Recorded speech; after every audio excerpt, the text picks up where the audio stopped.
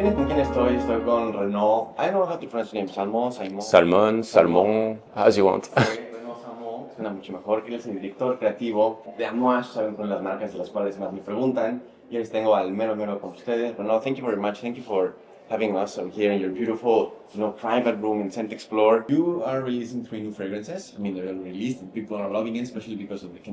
Yes, of course. Why are these like in a different bottle than the others? First of all, I think when perfumery is not static, so perfumery needs to evolve all the time and so on. And I think it's really important because Amouage is a creative house to always propose new ideas, new fragrances and so on, but also new aesthetics.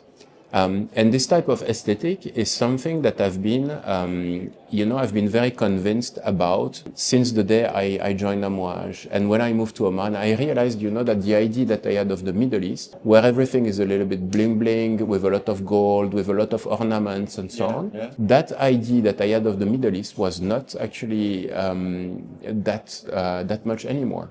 I could see a lot of like natural tones. I could see a lot of ceramics, a lot of like this kind of clay, and yes, all of that. Sandy type of And for me, this is like a little bit of like the modern take on the Middle East. Like there is this like Middle Eastern feel, but there is also something very contemporary and a little bit minimalistic, but not minimalistic because it still needs to be rich because it's the Middle East. Like the way you're dressed right now, kind of minimalistic, but with a bit of. I mean, that I would consider relatively minimalistic. However, if you look at this bottle, yes, the overall look and feel is quite neutral and so on. But then as soon as you look at the details, you realize like there is richness, right? There is details and that's a little bit the principle. Like anything we do at Amouage should still convey generosity. Amouage cannot be minimalism. Amouage is maximalism, but maximalism in the generosity. Would you say opulent as well? Opulent. Yeah. But how do you do opulent in a modern way that does not feel, too dated and a little bit too like ornamented and so on? Yeah, like too much. I see. Yeah. So that's what I'm trying to do with the fragrance, with the bottles and so on. Yeah, and I spent quite some time, so it took us 5 years in total to come up with this collection. I think we should start maybe first with reasons. Let me give you, and I'll take them as well, so we can smell together. Yes, of course. So reasons is usually the first one I would smell, because I think it's the most gentle woody profile. The most gentle woody profile. Yes. So you say these were aged in wooden barrels? So actually we had a double infusion process. So the alcohol was aged in a wooden barrel. The concentrate was aged with 5% of sandalwood chips in it. And then the two of them were mixed together after 6 months. Yeah. So what we smell, gentle woody fragrance, you have some hazelnuts, you have some davana, so there is a floral aspect, there is a nutty aspect to it as well. Yeah. And it's quite vibrant. And you have all of those modern woods and bright woods as well at the back. It smells very gentleman, like very well put together. Yeah. I think so. So this is a fragrance of Bertrand Duchaufour.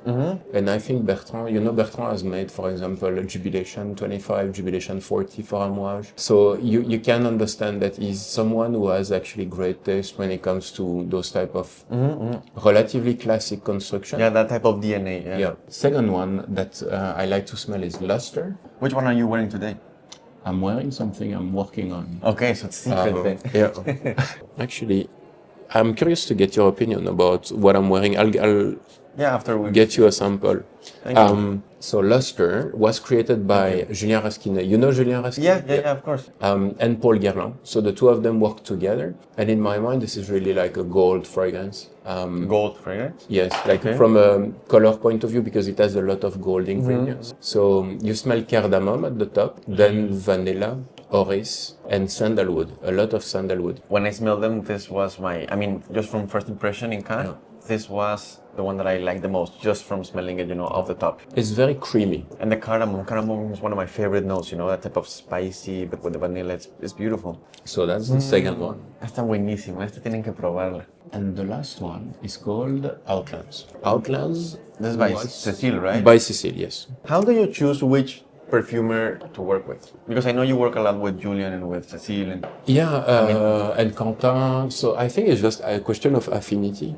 Style and affinity. So usually, you know, I have a fragrance construction in mind. So I gravitate towards some perfumers.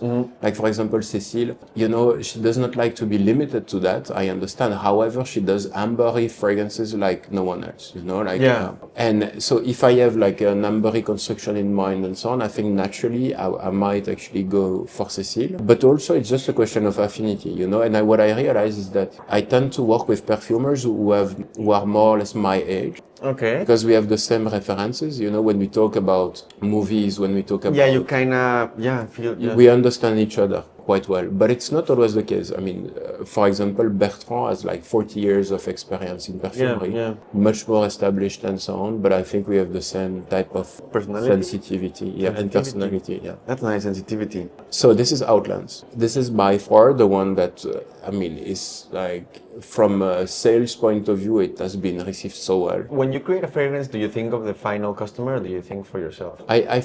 No, I don't think for myself, because otherwise I would only be creating like Oris barbershop type of fragrance. Oh, you like Oris, okay. I would say I think more, I don't think about the client neither. I think about the personality of the fragrance I want to create. The personality of the fragrance, okay. The fragrance. And then, you know, I assume, you know, if you do a barbershop fragrance, I assume that it's going to be worn by a classy gentleman. But it's not always the case. Like, you know, like for example, Reflection Man is worn by a lot of women. I mean, Reflection Man is worn by women? Okay. You know, I mean, it's not the type of person that comes to mind when I think about Reflection Man. I think we might have a little bit of like an ideal in mind, but in the end, you know, Outlands, I don't know. Like I don't know what. So you create it and you let people do their version of it.